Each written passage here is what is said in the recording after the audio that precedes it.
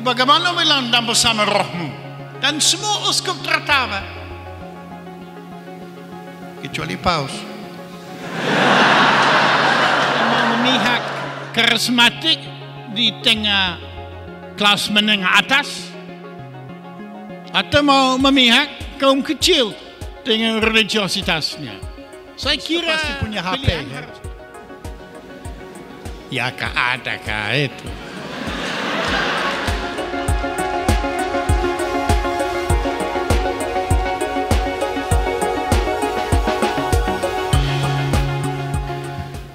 Shalom. Melihat bahwa ini acara kita ini dijuluki seminar internasional, saya kira sayang kalau kita hanya pakai satu bahasa.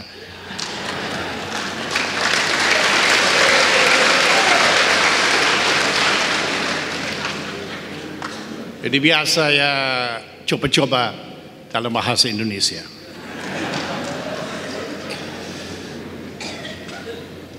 Pertama-tama, Steve Bevans adalah hanya satu dari sedikit sekali anggota SVD yang diakui sebagai teolog sistematik yang sangat kreatif, yang ekumenis. Diakui bukan hanya dalam gereja Katolik,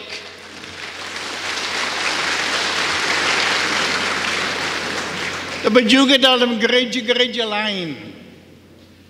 Misalnya sebagai anggota Dewan Penyunting 3 Jurnal Teologi Internasional, sebagai anggota komisi dalam Dewan Gereja Sedunia. Ya memang kami pernah bertemu sering di pertemuan internasional, tapi baru hari ini kami bisa bertemu dalam acara di STF Kaledalerau, pusat jantung SVD sejagat.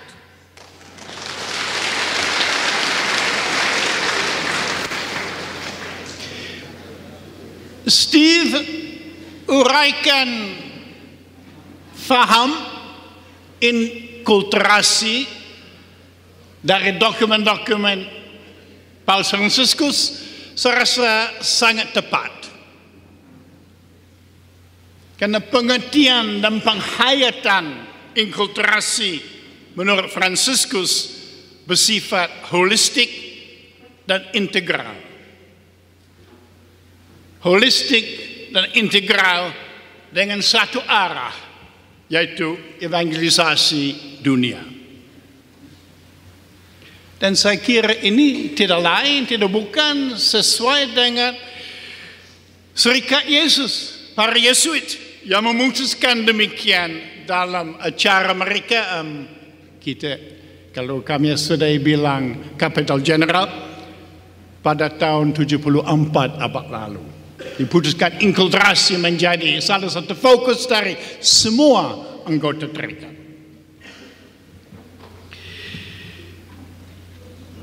Kalau kita melihat lingkup-lingkup budaya di Indonesia, di Asia, malah secara global, kita harus akui bahwa hampir tanpa kecuali semua kebudayaan kita bersifat multi religius dan juga budaya kaum kecil. Ini hadir dalam seluruh pengertian inkulturasi dalam tulisan-tulisan Uskup Fransiskus. Kebudayaan Asia bersifat multi-religius, dan juga kita tahu dan alami ada jurang pemisah antara segelintir orang kaya dan kebanyakan rakyat yang nasibnya tak menentu. Makanya bagi kita di sini, inkulturasi tidak dapat dipisahkan dari dialog dengan kaum miskin, dengan dialog dengan penganut tradisi iman yang lain. Saya mau kasih dua contoh dari Paus Fransiskus tentang inkulturasi sebagai dialog dengan budaya multi religius. Contoh pertama saya ambil dari Sudan Selatan yang alami perang saudara dengan tidak kurang dari 400-an ribu korban, belum terhitung berapa juta orang yang diungsi paksakan. Uskup Agung Canterbury, Justin Welby, pemimpin gereja Anglikan yang punya banyak anggota gereja di Sudan Selatan, mengajak Franciscus sebagai satu-satunya tokoh dunia yang mungkin untuk coba mendamaikan kedua belah pihak. Makanya dia mengundang Presiden Sudan Selatan Salva Kiir dan pemimpin pemberontakan, kaum gerilyawan, Riyad Mahrez, untuk ikut retreat bersama dia dan bersama Uskup Agung Justin Welby.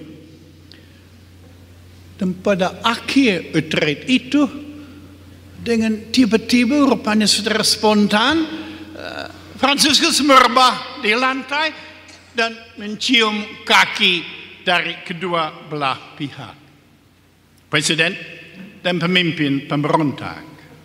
Dan dia menghimbau supaya berdamai sudah dan tetap berdamai. Contoh kedua, dua contoh ini dari tahun ini. Yang pertama dari bulan April.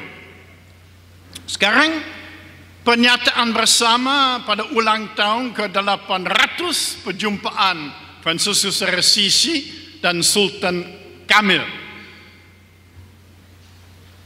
Franciscus merayakan ulang tahun ke-800 ini dengan perjumpaan untuk kali yang ke-6 dengan Sheikh Ahmad Al-Tayeb. Dan mereka tanda tangan suatu pernyataan bersama, Human Fraternity for World Peace and Living Together. Selama ini mungkin ada antara kita yang berpikir ya Franciscus memang hubungan baik dengan orang Islam dan Hindu dan lain-lain. Tapi teologinya di mana? Antara lain dalam pernyataan yang mereka dua-dua tanda tangani, dinyatakan bahwa realitas multiagama dikehendaki Allah. Bagus, cocok di Indonesia.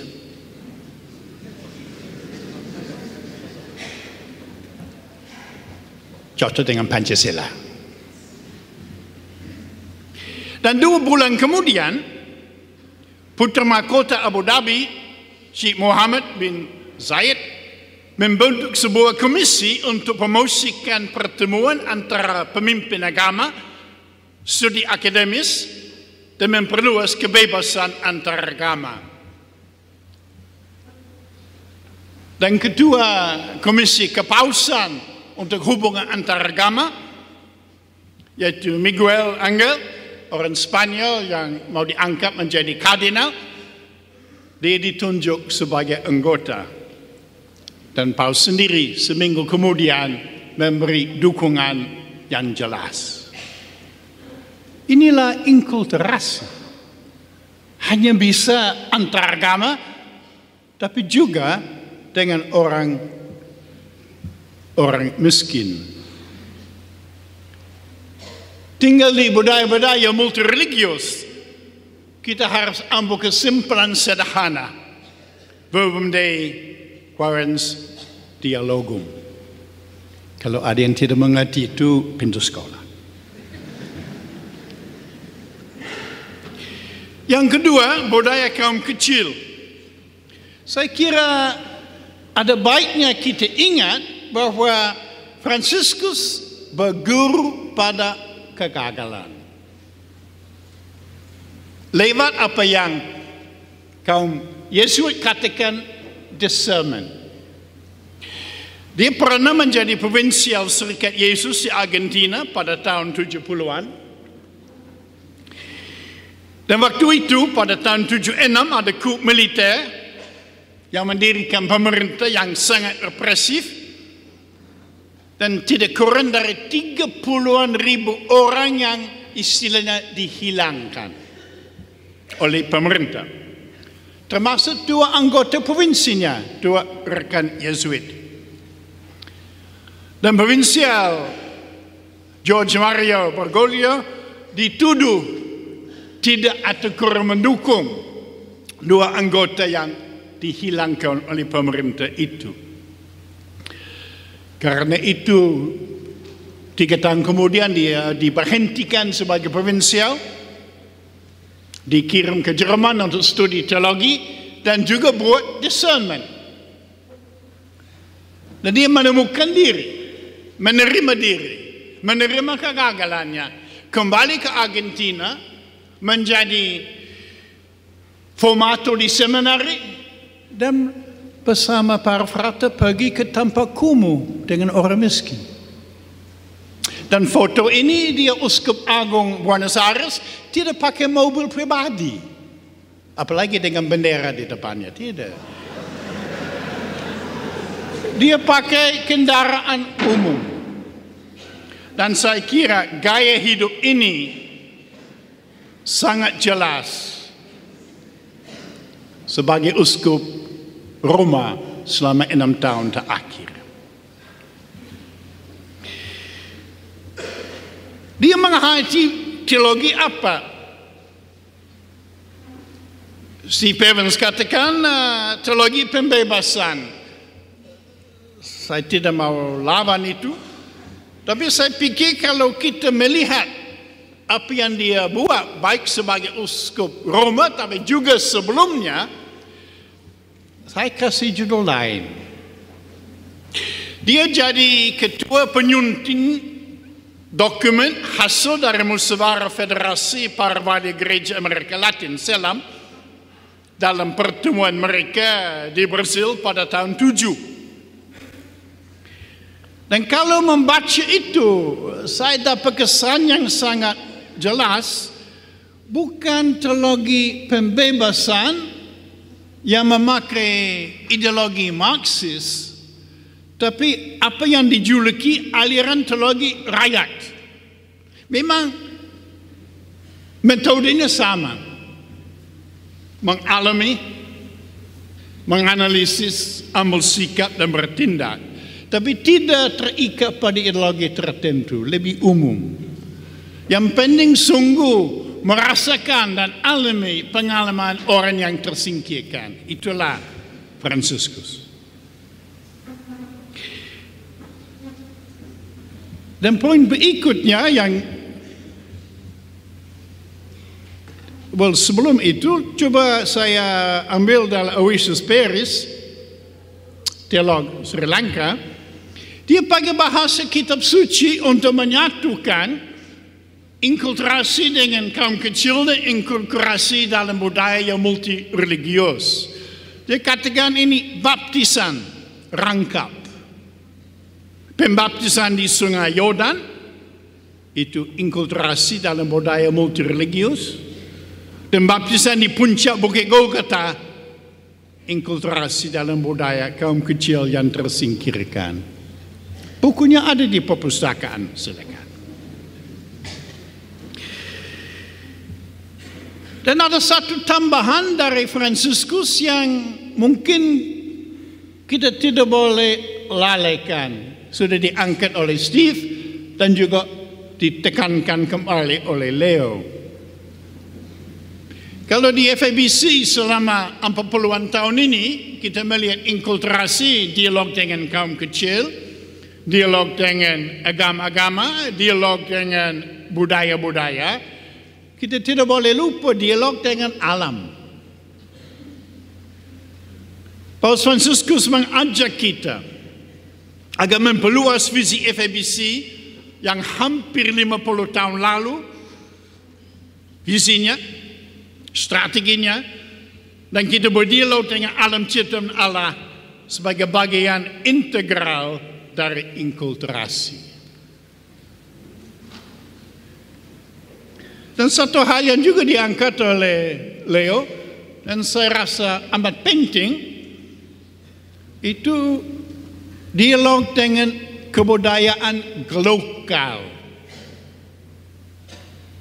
Dan istilah yang Leo pakai tadi itu interkulturasi. Karena lingkup-lingkup budaya di seantero dunia tidak lagi ditandai oleh kesatuan bahasa, kesatuan Malaya, kesatuan adat kebiasaan. Tidak lagi. Mama tua di Waldorfeo dengan siripinan di mulut. SMS dia punya anak di Kuala Lumpur. Tidak lagi ada lingkup budaya yang tertutup. Makanya orang bilang kebudayaan kita sudah menjadi global lokal sekaligus. Kalau saya tidak ambil Riko atau Kabenar, tapi saya ambil Homi Baba,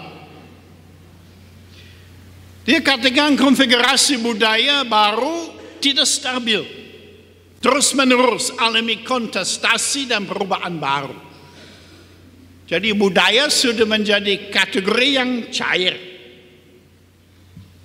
Dia memahami pendekatan interdisipliner zaman ini sebagai hibriditas.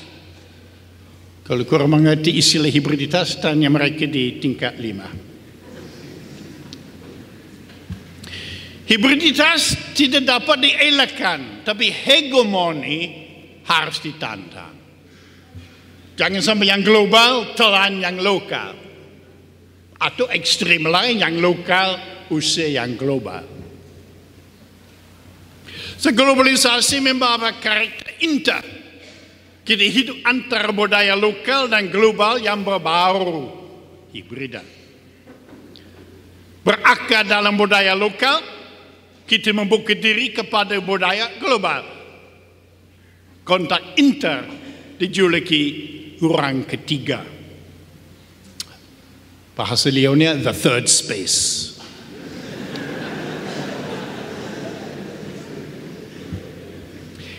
Satu catatan tentang budaya rakyat, religiositas populer, saya setuju 100% dengan Franciscus dan juga dengan penyampaian oleh Steve dan Leo. Tapi saya masih ada pertanyaan.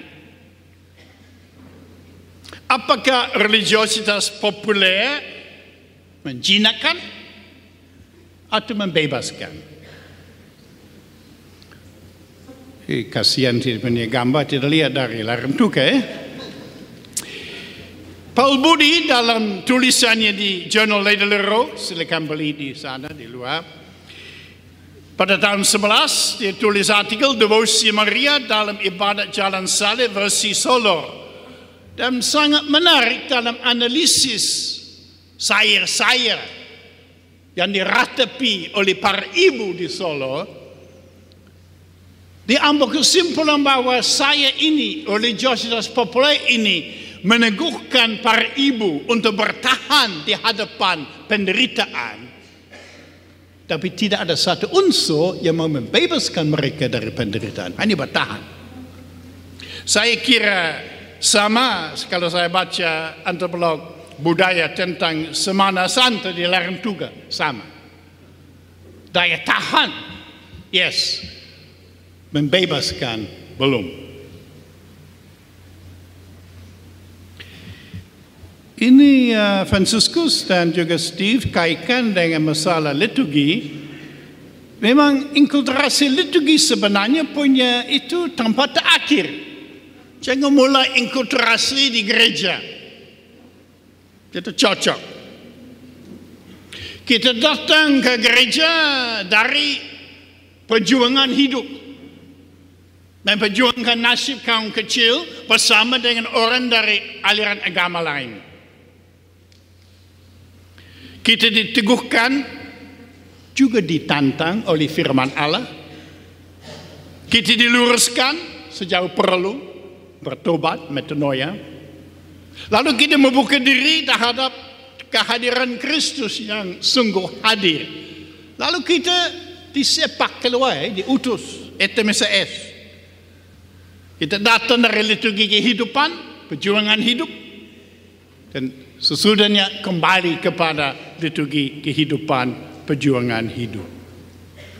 Itulah tempatnya liturgi.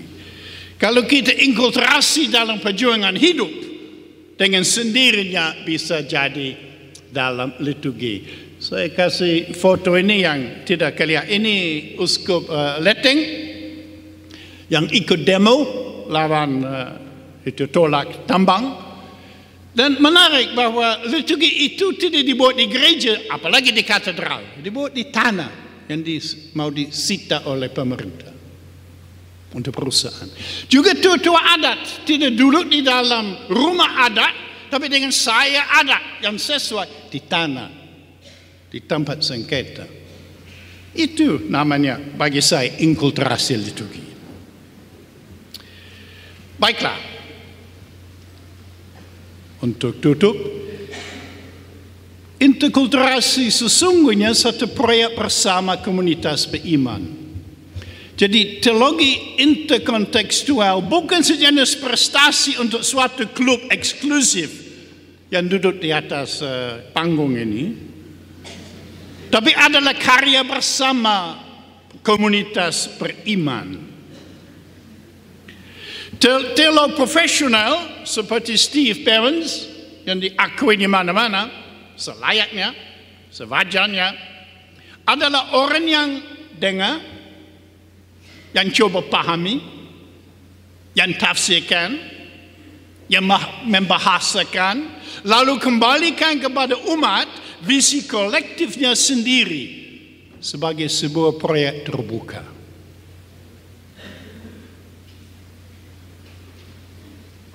Teologi interkulturasi bersifat terbuka agar orang lain dapat melanjutkan atau mengubah arahnya, memperbaiki atau menyelesaikan proposalnya sebagai tanggapan komunitas beriman terhadap tanda-tanda zaman.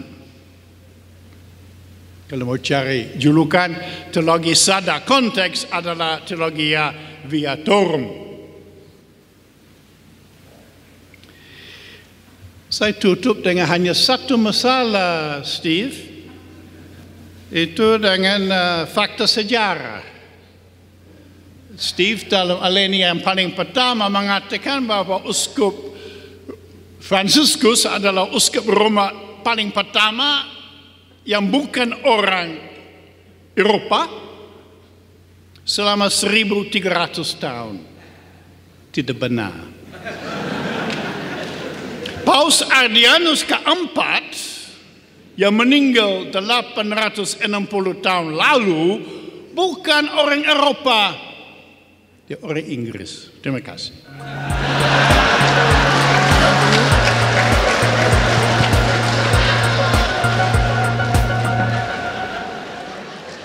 I think you understand very good Indonesian, so you may answer right away. Thank you.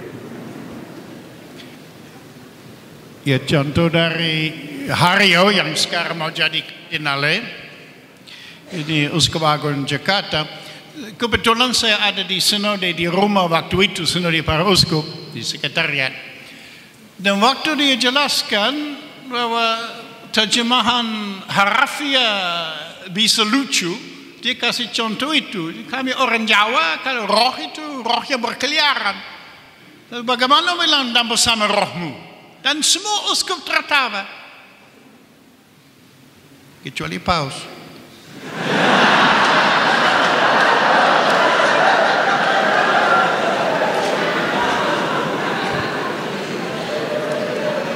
Yang kedua, tentang komuni bagi orang yang belum berkat, ini tidak boleh ada uskup yang dengar. Kalau di penjara, saya juga pastor penjara, bukan hanya penjara di Ledoloro, tapi juga di Maumere.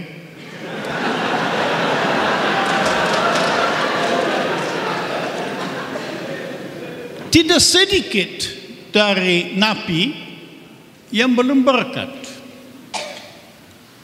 Tapi setelah mereka bisa mulai menerima dan olah diri, mereka rindu sambut.